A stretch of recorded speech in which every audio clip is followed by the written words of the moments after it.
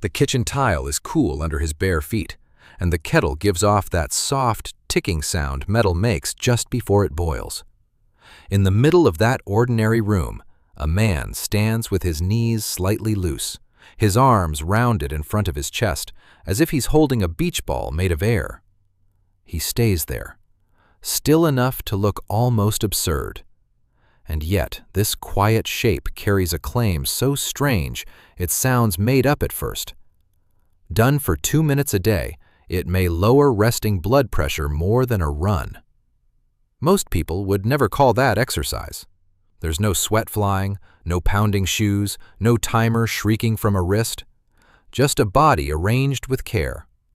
That is part of why this old practice slipped out of modern life so easily. We trust motion. We trust strain we can see. A walk around the block makes sense to us. A treadmill makes sense.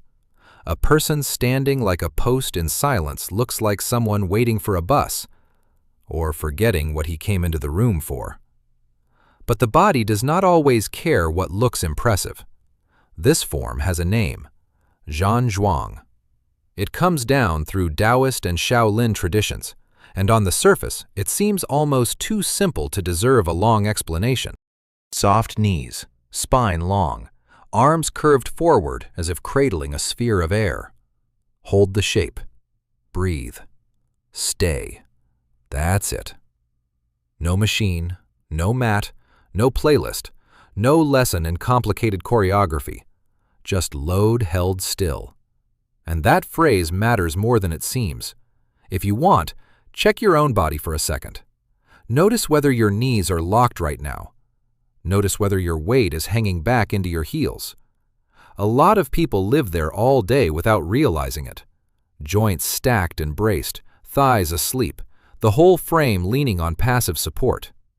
Then, slowly, year by year, something starts to fade. The body feels a little less certain in space. The step gets shorter.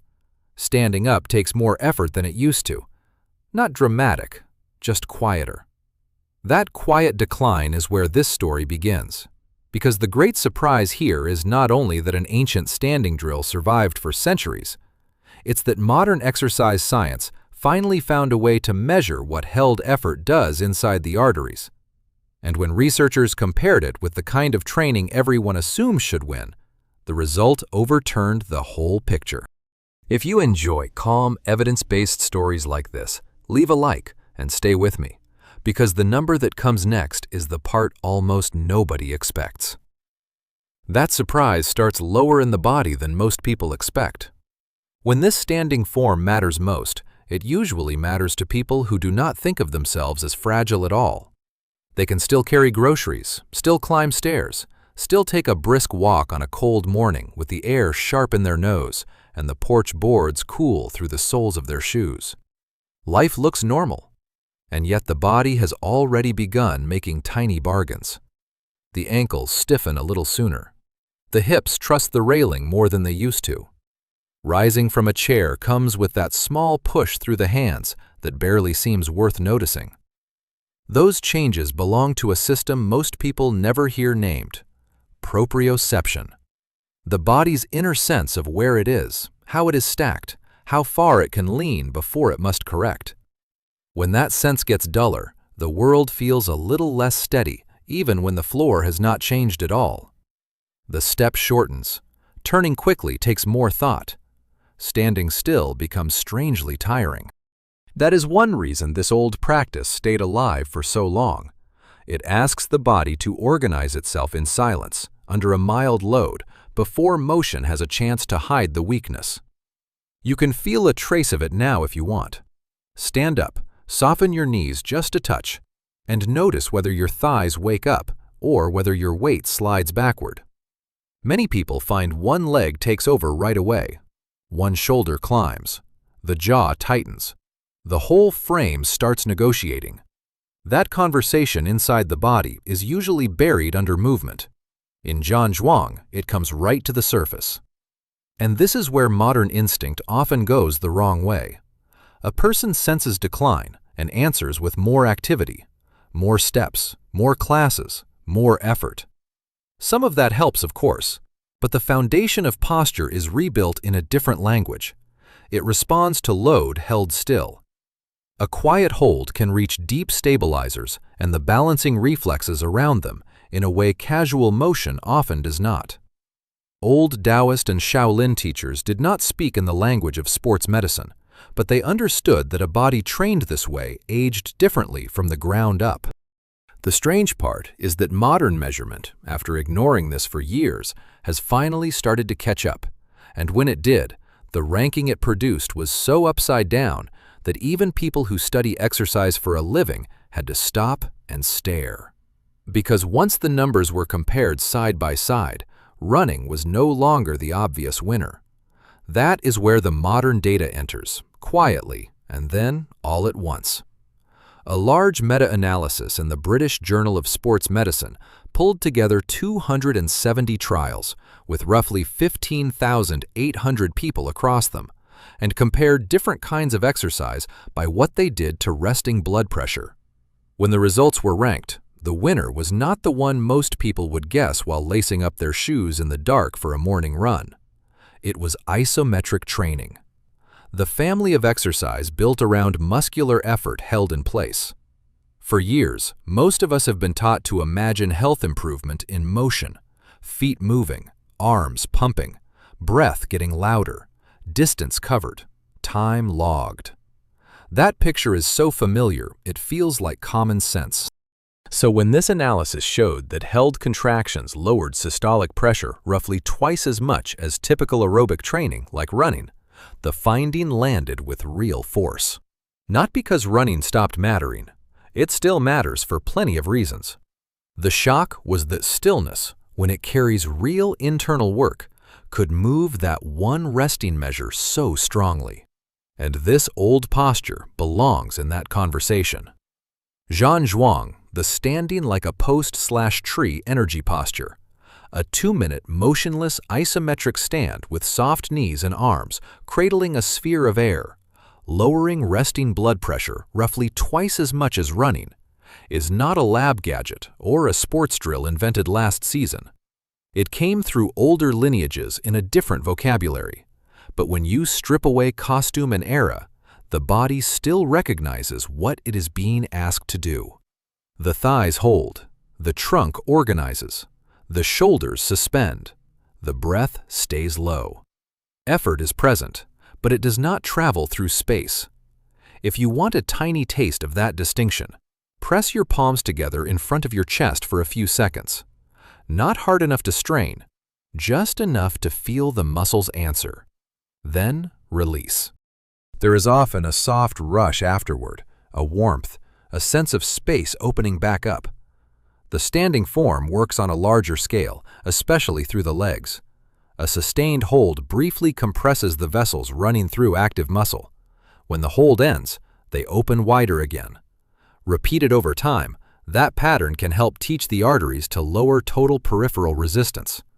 That phrase sounds technical, but the feeling behind it is simple. A vascular system that spends less time bracing all the time behaves differently at rest. And once you understand that, the posture stops looking quaint. Because the next question is no longer whether it works in principle, but how to stand so the body actually gets the signal. The answer begins at the floor. People often think the important part of this posture is the arms, because the shape is so unusual. But the real conversation starts where the feet meet the ground.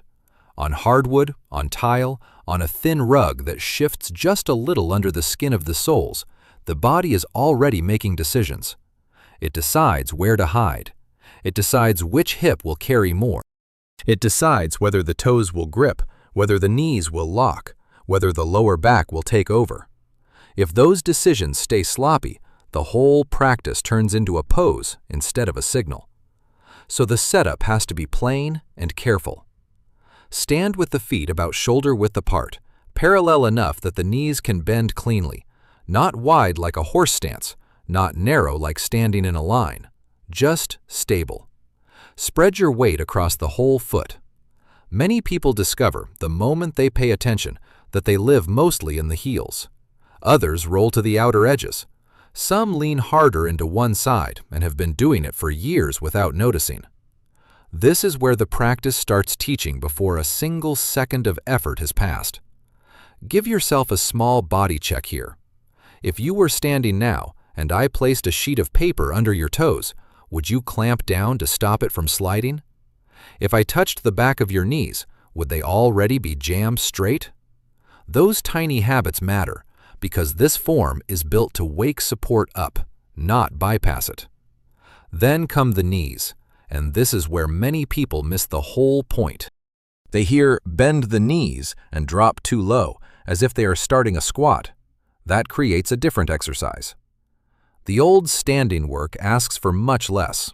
A soft release, 2 or 3 degrees, maybe a little more, just enough that the thighs begin to participate and the joints stop hanging on their end range. The sensation is subtle at first. Then it isn't. A faint warmth spreads across the front of the legs. The body, which was trying to coast on structure alone, realizes it has been invited to work.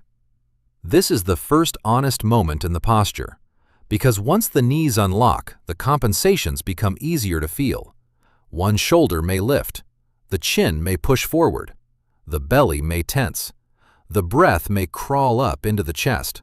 That is useful information. Zhan Zhuang does not flatter the body. It reveals it, quietly, with nowhere to hide. And once the legs are awake in that small, steady way, there is one more adjustment that decides whether the effort stays calm or rushes straight into the neck and lower back. That next adjustment is small enough to miss and important enough to change the whole effect. Once the legs are alive, the pelvis and spine have to settle into something honest. If the tail tucks too hard, the posture goes stiff and flattened. If the lower back arches, the effort spills forward and starts collecting in the ribs and neck. What you want is quieter than either of those. Let the tail sink naturally toward the floor. Let the crown of the head feel gently lifted, as if the back of the neck had more space. No military chest, no forced good posture. Just enough length that the body can stack without bracing. This is the moment many people realize how noisy their standing has become over the years. The jaw tightens, the tongue presses to the roof of the mouth, the shoulders creep up a fraction at a time. You may even feel the breath turn thin and high without meaning to. That is useful. The standing practice is full of these plain little confessions. It shows where effort leaks out. It shows where the body has been substituting tension for structure. And because the position does not move, those substitutions are harder to hide. Try a quick check if you like. Soften the knees as before. Let the arms hang for now and bring your attention to your face. Are you frowning? Are the teeth touching? If so, release them. Then notice the throat, then the shoulders. It is remarkable how often the upper body tries to help before it is needed. In a posture like this, helping too soon can blur the message. The old language around standing like a post can sound mysterious from the outside, but part of its brilliance is mechanical. When the frame lines up, effort can spread more evenly through the body. The legs carry, the trunk supports, the breath has room, the nervous system gets a cleaner signal. That is where this begins to feel less like a pose and more like an internal arrangement with consequences. And those consequences are not only muscular. When alignment is sloppy, the hold becomes a struggle. When alignment is cleaner, the body can stay under gentle demand long enough for the vascular effect we spoke about earlier to matter. The vessels respond to the hold. The release after the hold matters too. The structure is what makes that possible without turning the whole thing into strain. So the feet root, the knees unlock, the spine lengthens, the shoulders drop. And then comes the feature everyone notices first, even though it should come last. The arms are where this quiet drill starts to feel unmistakably strange. And once they rise, the body tells the truth almost immediately. When the arms rise, the posture stops feeling theoretical. Up to this point, a person can still pretend they are simply standing carefully. Then the forearms float up in front of the chest, elbows rounded and hanging with some weight, hands facing inward as if holding a large light ball. All at once, the upper back wakes up. The chest changes shape. The space between the shoulder blades becomes part of the work. And within a few breaths, the body begins to negotiate again. That is why the arms come late in the setup. They reveal whether the rest of the structure is real. If the shoulders creep toward the ears, the hold starts climbing into the neck. If the ribs flare, the back hardens. If the hands drift too close, the chest closes. Too far apart, and the effort scatters. This is one of those old practices where an inch matters. Small changes decide whether the body receives a calm, organized demand or a messy one. The shape should feel rounded and alive, not stiff, not decorative. In older language, it is standing like a post. In plain language, it is the moment the whole frame begins carrying itself. And then comes the tremor. Usually it starts in the thighs, sometimes in the arms, sometimes as a faint flutter that seems to move through both at once. It can feel embarrassing the first time, especially because nothing visible is happening except that tiny shake. But this is often where deep support begins announcing itself. Muscles that have been asked to fire in bursts or not much at all are suddenly being asked to sustain. The body responds honestly. A quiet vibration, heat in the legs, a growing wish to drop the arms and call the experiment complete. If you ever try it, watch what your mind does in that moment. It becomes very persuasive. It will tell you the posture is silly, that the angle is wrong, that you should restart later with better focus, better clothes, a better floor. All of that can happen in under 30 seconds. This is part of the training too. The shape asks for steadiness without drama. The breath matters here. Let it stay low. Let the exhale soften the throat and chest.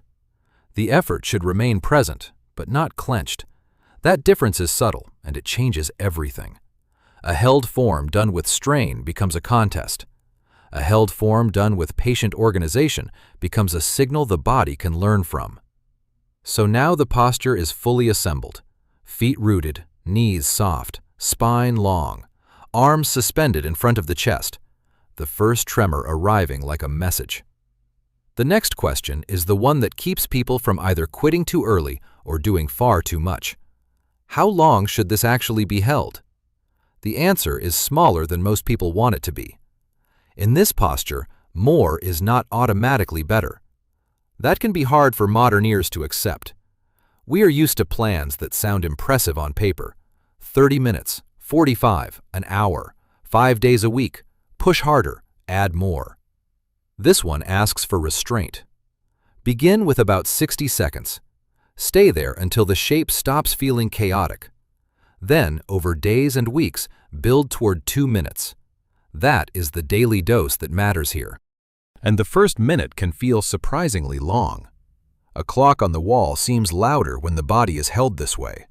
The hum of the refrigerator, the slight pull in the fronts of the thighs, the weight of the elbows suspended in air, all of it comes forward. At 20 seconds, many people are still arranging themselves. At 40, the mind begins bargaining. At 50, the shoulders ask to drop, the legs begin to heat, and the breath wants to climb into the chest. None of that means the form is failing.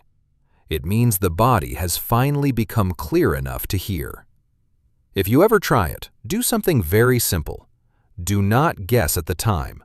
Use a real timer, set low enough that you can finish with the structure still intact. 1 minute done honestly is worth far more than 3 minutes spent sagging into the joints, lifting the chin, or hardening the neck. The point is not endurance for its own sake. The point is to give the body a clean message, again and again, until it starts answering in a different way. This is where people often leave too soon. The early sessions feel awkward because they expose habits that ordinary movement hides. One foot carries more, One shoulder works harder. The thighs tremble before the ego is ready for them to. But that first week is not empty. It is diagnostic. It tells you what has been asleep, what has been overworking, what has been borrowed from passive support. And then, quietly, the posture begins to change. The same 60 seconds that felt endless starts to settle. The breath finds a lower path. The hands stop wandering. The legs still work, but they stop panicking. Even before anyone measures anything, there is often a practical shift in how standing feels afterward. Waiting at the sink, pausing at the counter, stepping off a stair with less of that tiny internal hesitation. That is the moment the practice stops being an idea. Because once 2 minutes becomes possible without turning into a strain contest, another layer begins to show itself. And it is not in the legs first. That layer is often noticed in the mind before anyone sees it on a monitor. After a few days with this standing form, people expect the first change to be in the thighs or shoulders. Sometimes it is. But just as often, what appears first is a different quality of attention. The room sounds the same, the faint hiss from a radiator, a clock somewhere down the hall, the low whisper of fabric against the ribs with each breath. Yet the mind stops scattering quite so fast. It is a calm that stays awake. That matters more than it may seem. A posture like this asks the body to hold gentle demand without fidgeting its way out. The eyes stay level. The breath stays low. The muscles work, but the person is not chasing a finish line. That creates a very particular state. It is clearer than that, more gathered. The old traditions kept this form because it trained the body and attention together, and modern observation has started to recognize the same pattern.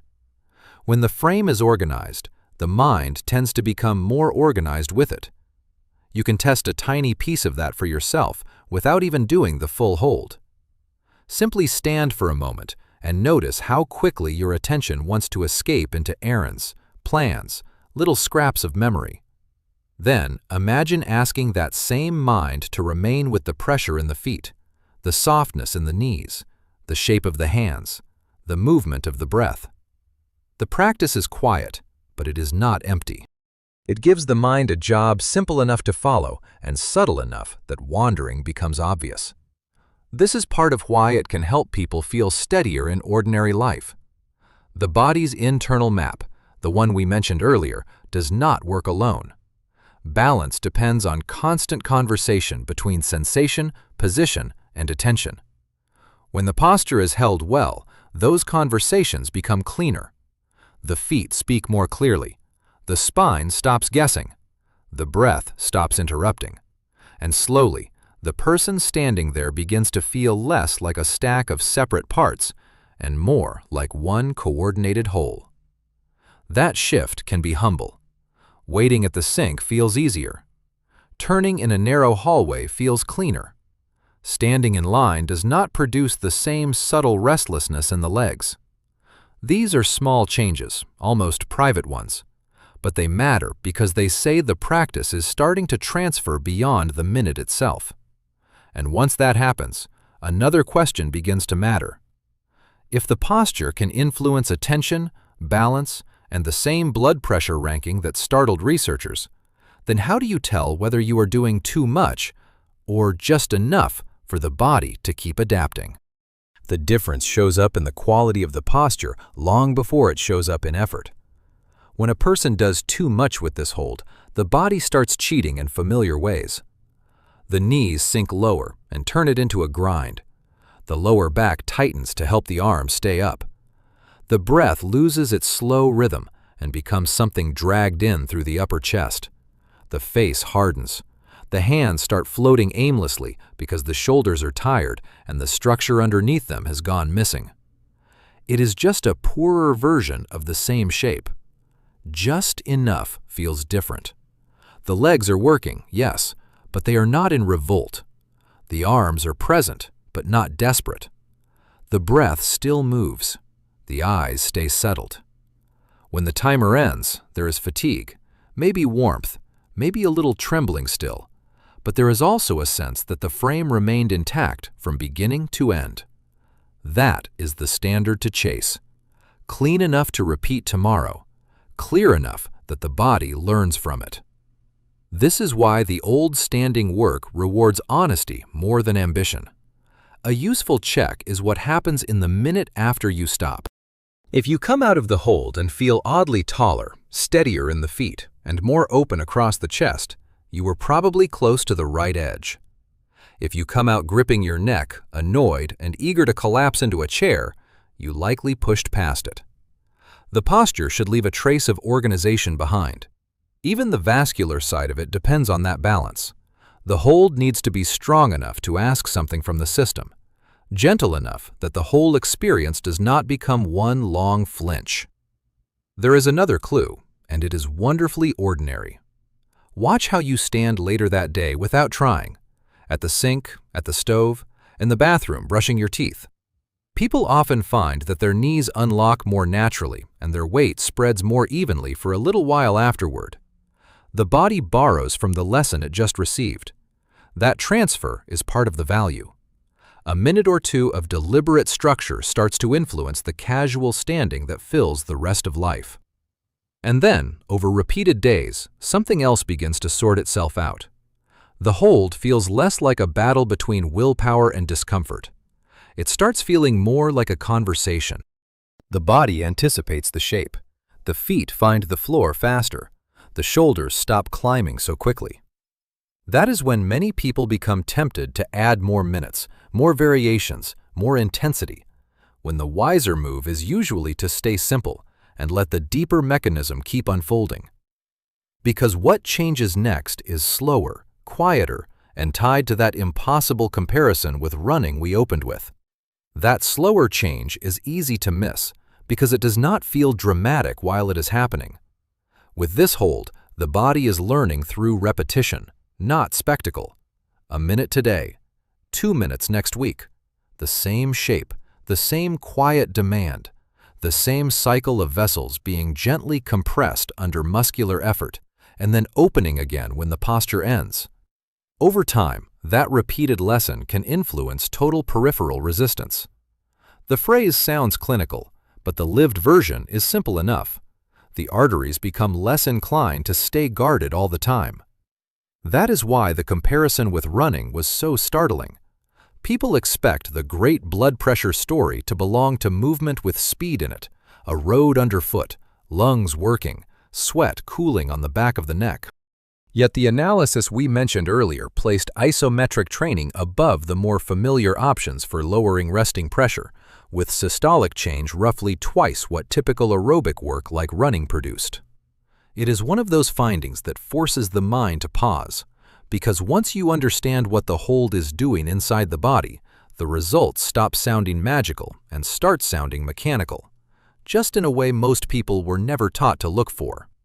And this is where the old practice becomes more than a curiosity. Zhan Zhuang belongs to a world of older language and older training rooms. But the body inside that posture is the same kind of body we have now. Blood still moves through vessels. Muscles still squeeze and release. A nervous system still decides how much background tension to carry. The modern measurement did not invent the effect. It simply caught up to something the form had been asking for all along. If you want a plain way to think about it, imagine the body practicing how not to overreact. The hold creates a controlled demand. The release teaches a controlled easing. Day after day, that rhythm matters. It does not replace walking. It does not replace all other exercise, but it fills a gap, especially for someone whose structure has grown uncertain, whose casual standing has become braced, whose legs and spine need to remember how to support without panic. And here is the quiet twist. Many people come to this posture because of the blood pressure claim, then stay with it because of something more immediate. Before a cuff ever confirms anything, the body often gives smaller signs that the lesson is taking root. Those signs show up in places no treadmill session usually teaches you to notice. At the sink, on the stairs, and in the first step after getting out of a chair. Those little signs are where this posture becomes personal. You notice them when no one is watching. A pause at the counter feels more balanced. Standing to put on a shoe takes less fidgeting. Coming down the last few steps of a staircase feels cleaner, as if the feet are reporting the floor a fraction sooner. This is where the older language about grounding begins to make practical sense. The body is relearning how to organize itself from below, and that changes more than the hold itself. A great deal of that comes back to proprioception. When that inner sense is dull, the world asks for more caution. The knees lock sooner, the hips brace, the torso stiffens before a turn, before a reach, before a small shift of weight that used to happen without thought. The person may never call it fear. It often feels more like mild uncertainty, so ordinary it becomes invisible. But a posture practiced daily in stillness keeps asking the system to refine where it is in space. The ankles make corrections, the legs respond, the trunk listens. Attention stays close. Over time, the map gets clearer. That is why standing can improve in life outside the exercise itself. This is not the flashy kind of progress people like to post online. It does not come with a split time, a personal record, or a dramatic before and after image. It arrives in subtler forms. Less drifting into one hip while washing dishes. Less need to grab the chair arm on the way up. A small but unmistakable sense that the body is underneath you again, instead of something you have to negotiate with every few minutes. And that matters, especially as years add up, because the loss people fear later in life rarely begins with one big collapse. It begins with background systems getting less trustworthy. The person stops trusting a quick turn, then the dark hallway, then the curb in the rain. A daily hold like this works upstream from that. It trains support before the stumble. It sharpens the internal map before a missed step teaches the lesson the hard way. If you want to feel the principle in miniature, stand for a moment and shift your weight very slightly from one foot to the other. Do it slowly enough that you can detect the moment your toes want to grip or your shoulders want to help. That sensitivity is part of the training. The old form is static on the outside, but inside it is full of tiny corrections, a quiet conversation between balance and attention. And once that conversation gets stronger, the practice stops being only about blood pressure or leg endurance. It begins touching something more central, the confidence of being in your own body. Which is why the next thing people ask is almost always the same. If the dose is so small, why did something this useful disappear from ordinary life? Part of the answer is almost disappointingly simple. This practice is hard to package. It asks for no membership, no machine, no polished studio, no bright little dashboard that congratulates you when you finish. A person stands in a quiet room, feet planted, knees soft, arms lifted, and from the outside, almost nothing seems to happen. Modern culture tends to reward what can be displayed. Motion looks useful, sweat looks useful, exhaustion looks useful. A still figure in the corner of a room does not create much spectacle, even when the body inside that shape is doing something remarkably specific. That made it easy to misfile. Some people looked at it and called it meditation. Others treated it like folklore, or a warm-up, or a decorative relic from old schools that no longer mattered. And to be fair, if you only glanced at it, you might think the same. The body gives very few obvious clues. There is no barbell in the hands, no visible repetition, no distance covered. Just a human frame carrying a quiet demand long enough for structure, circulation, and attention to begin changing together. Practices like this often survive only where they are passed directly, body to body, teacher to student, without needing a public explanation that fits the language of the day. That is one reason the older traditions kept them.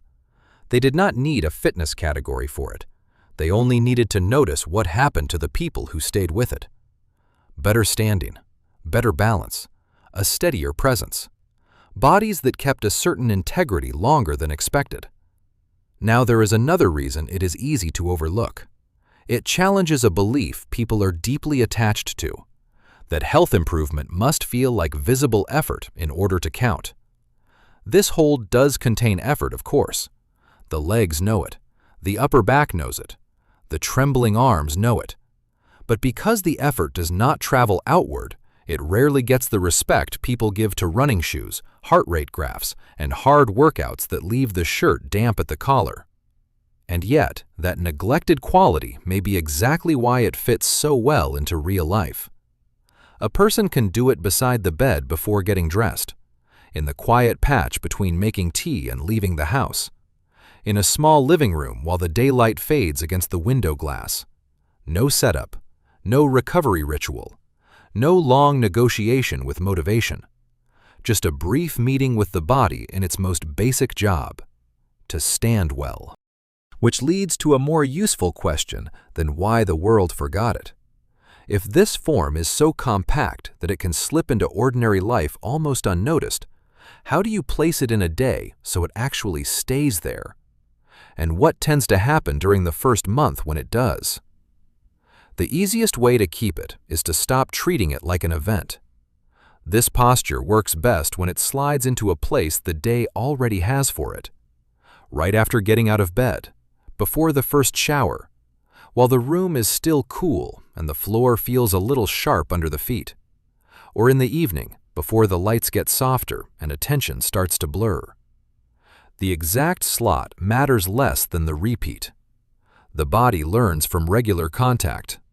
1 minute today in the same corner where you stood yesterday does more than a grand plan that only happens when motivation arrives dressed for exercise.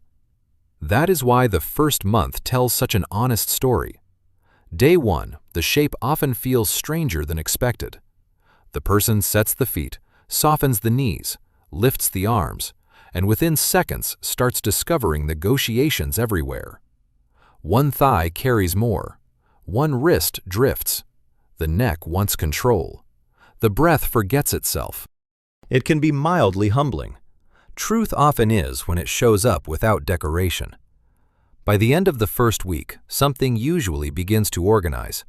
The same position still asks for work, but it no longer feels like being trapped inside a body that refuses to cooperate.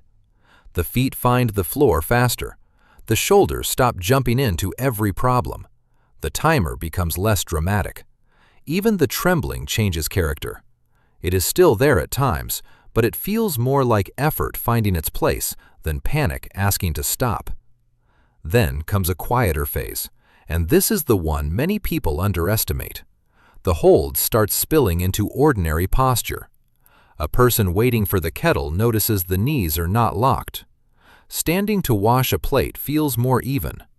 Turning to reach for a towel no longer pulls the whole body off its base. These are not glamorous changes, but they are persuasive. The form begins to earn trust because it leaves traces outside the minute itself. And somewhere around that point, people tend to make one of two mistakes. They either quit because the novelty is gone and the gains feel too subtle to boast about, or they rush to add complexity. Longer holds, extra variations, deeper bends, more challenge for challenge's sake. Both reactions miss the same truth. The body is still learning from the plain version. The old form does not get shallow just because it gets familiar. This is also where patience becomes part of the method. The slower cardiovascular effect does not announce itself with a fanfare. It builds in the background, the same way better balance and cleaner standing build in the background. Which means the most important phase may be the one people are most tempted to abandon, just before the practice starts paying them back in ways they can feel and eventually measure. That is the stage where the practice stops feeling impressive and starts becoming true. Anyone can be excited by a strange claim for a few days. The harder thing is staying with a quiet form long enough for the body to answer back. With this hold, the answer often comes in two layers. First, the felt layer, steadier standing, easier transitions, less background bracing. Then the measured layer, the one that belongs to resting blood pressure and the slower adjustment of the vascular system. The first layer keeps people curious. The second is what gives the old posture its modern weight. And the bridge between them is repetition. Each session is brief. That matters. The short daily hold asks something specific from the legs, trunk, and breath without flooding the system. Vessels narrow for a moment under the muscular pressure, then open again when the effort ends. Over time, that recurring cycle appears to teach the body a calmer baseline. Less needless constriction, less reflexive gripping in the system. The same person who learns to stop locking the knees may also be teaching the arteries to stop holding quite so much tone in reserve. This is why the practice can feel almost too modest for the effect attached to it. No dramatic workout leaves the body buzzing. No long recovery is needed. A person finishes, lowers the arms, lets the shoulders fall, and steps back into ordinary life. The room is the same room. The window still holds the same afternoon light. The floor still feels cool. Yet something inside the posture has been rehearsed. Support without hurry, effort without rushing, release without collapse. The body remembers repetitions like that. There is also a quiet emotional shift that arrives here. People who stay with the form often stop relating to their bodies as projects that need punishment. The hold is demanding, yes, but it is intimate rather than aggressive. It teaches attention. It rewards precision. It makes brute force feel clumsy. For many people, especially after midlife, that change in relationship matters almost as much as any physical metric. And still, the hard proof is what most people wait for. They want to know whether such a small daily act can truly justify the impossible comparison that opened this whole story. Can a person standing in silence really compete with running on that one deeply watched measure? According to the large analysis, isometric work did more than compete. It came out ahead. That result is what keeps this old form from being dismissed as charming folklore. But there is one final clarity needed before that lands properly. Because if the hold is this useful, it also needs to be placed in the right frame, not as a miracle, not as a replacement for everything else, but as something more precise and more valuable for that very reason. That frame matters because people often ruin useful things by asking them to be everything. This hold is not a replacement for walking through fresh air with your lungs open. It is not a substitute for strength work, for sleep, for food that leaves the body feeling settled rather than inflamed. And it is not some secret exemption from the ordinary laws of health. What it offers is narrower than that, and in a way, more impressive. It trains a piece many routines neglect, the body's ability to organize itself quietly under demand, to carry load held still, and to do it often enough that structure and circulation begin to change together. That is a very different promise from "do this and nothing else matters." In fact, the people who seem to benefit most from it are often the ones who do keep moving. They walk, they garden, they go about ordinary life. What this posture adds is another language. Movement trains one side of the system. This steady hold speaks to another. It teaches the legs to support without locking, the trunk to stack without stiffening, the breath to remain available under effort, and the vascular system to tolerate a small, controlled demand without overreacting. For a body that has spent years bracing in the background, that can be a missing ingredient. It also helps explain why the comparison with running should be handled carefully. The old standing form does not beat running at life. Running still gives things this posture cannot: rhythm, endurance, metabolic work, the sheer human pleasure of covering ground. But on the specific question that startled everyone, lowering resting systolic pressure in that large comparison, isometric work had the stronger result. Once you keep the comparison that precise, the surprise becomes clean instead of inflated. The hold does not have to win every contest to be astonishing where it does. And there is another reason precision matters. When people hear that something small can work this well, they often go hunting for intensity again. They want a deeper bend, heavier arms, longer holds, faster progress. But the power here seems tied to regularity and clarity, not heroics. The body responds to a signal it can trust. Feet balanced, knees unlocked, spine easy and long, arms suspended, breath low. A minute becoming 2. Done tomorrow, and the next day, and the next. That is the real scale of it. Not dramatic enough for a commercial, more than enough for a body. Which brings us to the part older systems rarely treated as optional. This upright practice was often paired with something that did the opposite of loading. A second position, quieter still, used later when the day was already beginning to empty out. That second position makes more sense once you understand what the standing form has already done. By the time a person lowers the arms from the daily hold, the body has spent a minute or two organizing upward against gravity. The feet have rooted, the thighs have carried, the spine has lengthened. Circulation has answered to the pressure of muscles working in place, then releasing. Attention has narrowed and steadied. It is a very particular conversation with the upright body, and older systems rarely treated that conversation as complete on its own. They paired it with a counter-movement in the deepest sense of the word. Something quieter, more deliberate, almost like turning a vessel over and letting the contents settle in a new direction. After the upright loading of the day, the body was given a second shape that changed the flow of effort and fluid by position alone. No marching, no pumping, no extra strain, just placement, timing, and release. One part of the practice asked the frame to hold, the other asked the frame to empty. That pairing helps explain why the standing work feels so complete, even in miniature. The first half builds support from the ground up.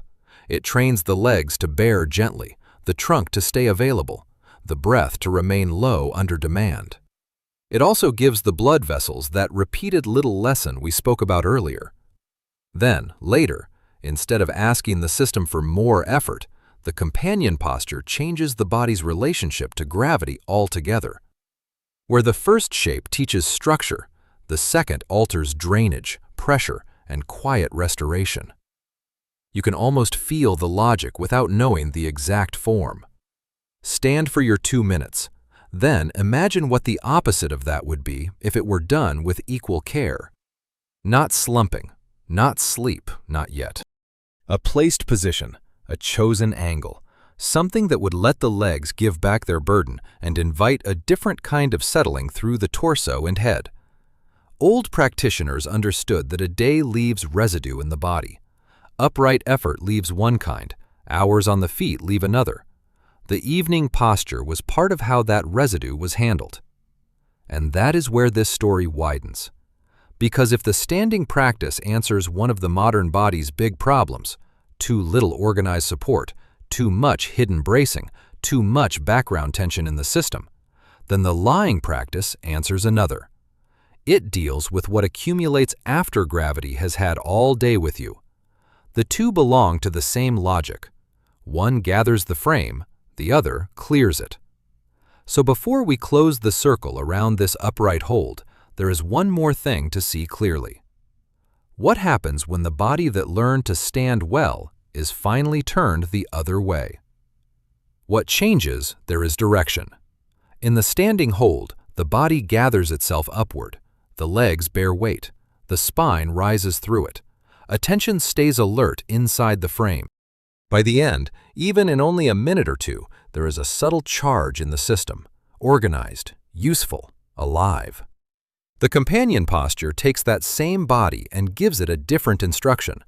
Instead of asking it to support and contain, it asks it to yield in a very deliberate way. That is why the pairing feels older than exercise science, and at the same time, strangely modern. We live in bodies that spend long hours under one rule: upright, forward, compressed by gravity, often hurried, often half-braced. The standing practice answers one side of that condition by rebuilding support. But support alone is not the whole day. A body can be stronger and still carry residue in the legs, in the low back, in the breath, in the head that never quite settles by bedtime. The second position was a way of changing the terms without demanding another ounce of effort. You can sense the need for it even after the upright hold. Picture the moment after the arms lower. The shoulders soften. The thighs still hum faintly. The feet are warmer. There may even be that quiet feeling of being more collected than before. Helpful, yes, but still vertical. Still in the same relationship to the floor that shaped the whole day. Older practitioners understood that if one posture teaches the body how to bear load well, another can teach it how to unload well. Those are not the same lesson, and the contrast matters physiologically too. The standing form works through mild, sustained contraction, then release. The second practice changes what gravity itself is doing to the body. It alters what pools, what drains, what quiets. Less muscular demand, more positional effect. The old systems did not treat that as a bonus. They treated it as part of a cycle. Gather by day, empty by evening. Support first, then relief. One posture for the architecture, one for the settling that architecture makes possible. That is why this story was never only about an odd old man standing in a kitchen with his arms held in air. It was about a forgotten sequence, a body learning, first, how not to collapse under its own habits, and then how not to carry the whole day into the night. The standing practice earns its place because it is small, exact, and quietly powerful. But in the older logic, it points beyond itself. It prepares the body for the second half. And that second half begins when the feet leave the floor altogether. So the whole picture comes back to a room, a floor, and a body that looks as if it is doing almost nothing. A person stands for a minute, then two. Knees unlocked, arms lifted into that quiet curve, breath low. The thighs warm, the shoulders learn restraint, the feet begin telling the truth again. Over days, the stance becomes less awkward. Over weeks, the body carries itself differently. The old practice that once looked too plain to matter starts leaving marks everywhere. In the way someone waits at the sink, turns in a hallway, steps down without that tiny grab of alarm, and settles into stillness without collapsing into it. That is what makes the strange comparison with running feel so powerful by the end of it.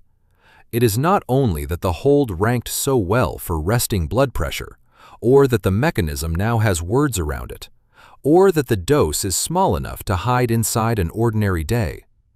It is that the effect comes from a place most people stopped looking. Support, quiet effort, a body remembering how to be under itself. Zhan Zhuang, the standing like a post/tree energy posture. A 2-minute motionless isometric stand with soft knees and arms cradling a sphere of air. Lowering resting blood pressure roughly twice as much as running turns out to be less like a trick and more like a return. The return is not to some fantasy of ancient perfection. It is simpler than that. A person who has been leaking strength into locked joints, into background tension, into all the small bracings of ordinary life, begins to gather that strength back into shape. And shape changes what follows. When the arms finally lower, nothing spectacular happens. No anthem, no transformation anyone across the room would notice. The kettle still cools on the counter. The window keeps its evening reflection. But the body stands in the same patch of floor a little more completely than it did before. That is enough to change a day. Enough repeated to change the way years land. A thin layer of steam fades from the kitchen glass, and his hands fall back to his sides without hurry. The room is quiet again, except for the small house sounds that were there all along. Later, when the lights are lower and the standing work is done, the body will be turned the other way and taught the second lesson, how to let gravity carry what the day was never meant to keep.